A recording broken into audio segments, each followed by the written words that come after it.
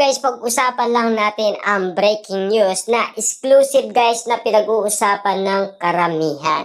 Ang sabi nga naman kasi guys ng mga Katden fans ay patapos na ba talaga tayo o nagsisimula pa lang tayo sa Katden. Alam naman natin kasi guys, mahirap magdesisyon kapag natapos na kasi ang kanilang movie, 'di ba? Ang haba-haba nga naman kasi ng inintay ng Katden fans. Almost 5 years bago nagkaroon ng pelikula sina Catherine Bernardo at Alden Richard. Pero ngayon guys, meron ng usap-usapan na magkakaroon ng teleserye sina Alden Richard at Catherine Bernardo. Siyempre guys, sa lakas ng Katden sa Pilipinas at sa iba't ibang bansa, posibleng hindi sila magkakaroon ng next project. Kita nyo naman guys, no? 11 days, nakakuha kaagad sila ng 1.06 billion. Diba? Kita nyo naman guys, ang lakas ng Katden. Posibleng hindi sila magkakaroon ng panibagong project. Alam naman natin guys, ito yung pinaka-inihintay natin. At alam naman natin guys, nag-aalala lang ang maraming netizens at maraming Katden fans. Pero, sinisigurado kasi guys ni Catherine Bernardo at Alden Richard na may bibigay nila lang ang kanilang mensahe na magkakaroon pa sila ng next project kung ano ang desisyon ng management. Kasi hindi sila makapagsalita hanggat hindi ino-offer sa kanila ang next project sa kanila. Alam naman natin guys, no? Dati nang kinausap ang Katden kung magkakaroon ba sila ng ikalawang movie. Tulad guys ng Hello Love Again. Almost 5 years nga naman kasi guys ang nangyari. Pero ngayon, hindi na tayo dapat kabahan.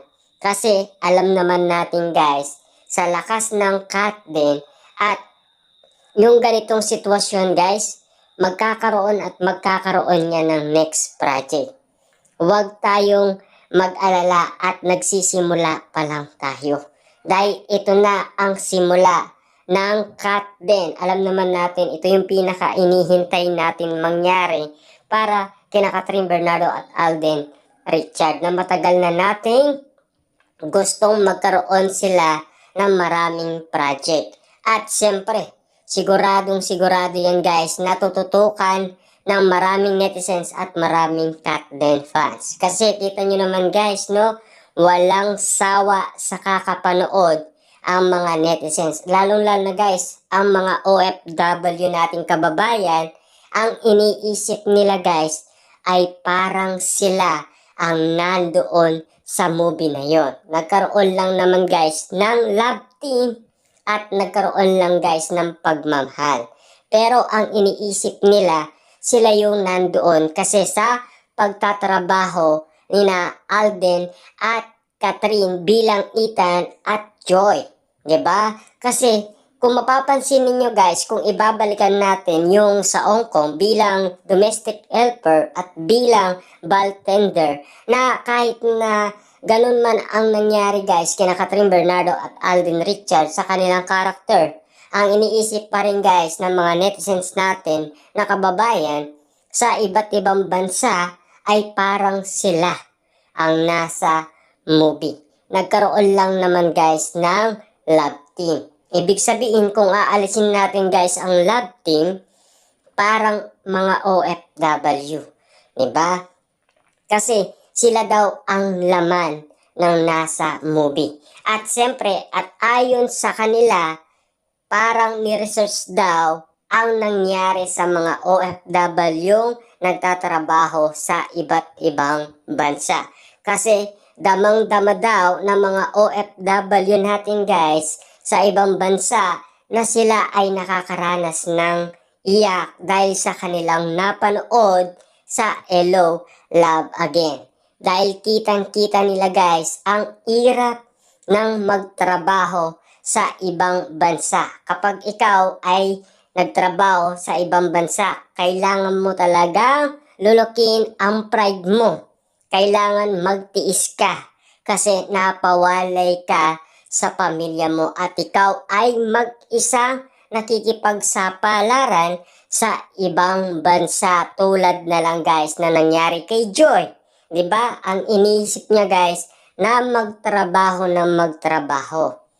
Kasi may pangarap nga naman siya na kailangan matupad. Kaya nga naman siya pumunta sa Canada. At ang next daw na project nila guys, kung sakaling magkakaroon ng part 3 ang nasabing movie, siyempre New York na. 'Di ba? Kasi yung pang-uling pinakita nila ay New York. 'Di ba? Kasi kita niyo naman guys, no? Ang uling pinakita nila doon sa part 1 ay Canada. Ngayon naman dito sa part 2, ang uling pinakita nila ay New York na. Kaya nga naman guys, itong mga eksenang mangyayaring na to na susunod na movie ni Catherine Bernardo at Alden Richard na pinag-uusapan na daw ay sa New York na. Ibig sabihin, parang journey talaga guys at adventure sina Ethan at Joy. At nagpapasalamat tayo guys dahil tulong-tulong ang nangyari. Kung wala lahat tayo dito, hindi magagawa ni na Alden Richard at Catherine Bernardo lahat ng kanilang tinatarget na pangarap. Ibig sabihin lang nito guys, kung hindi nangyari ito, baka tinapon na si Ethan at si Joy. Dahil hindi na nga talaga natalo ng Hello Love Again ang nasabing na unang movie nila na Hello Love Goodbye. Pero marami pa rin guys ang nangyari. Kita nyo naman guys, opening day pa lang, 85 million na. Kita nyo guys, no, ang nangyari, hindi inaasaan niya ni Catherine Bernardo at Alden Richard. Pero, ang mga nangyaring ito ay kakaiba na sa lahat ng mga Katden fans. Dahil alam naman natin na mangyayari ito ulit. Dahil alam naman natin guys, ito na ang simula ng Katden. Dahil dito na tayo guys magsisimula. Alam naman natin kasi lahat ng mga nangyari kina Catherine Bernardo at Alden Richard ay perfect timing at talagang nakatadhana. Kita nyo naman guys, no, bawat kilos nilang dalawa parang binabakuran na daw ni Alden Richard si Catherine Bernardo. Kasi minamata na siya guys ng mga netizens at mga Katden fans dahil kitang-kita nila ang bawat pangyayari. Kasi kung mapapansin ninyo, laging binabantayan ni Alden Richard si Catherine Bernardo.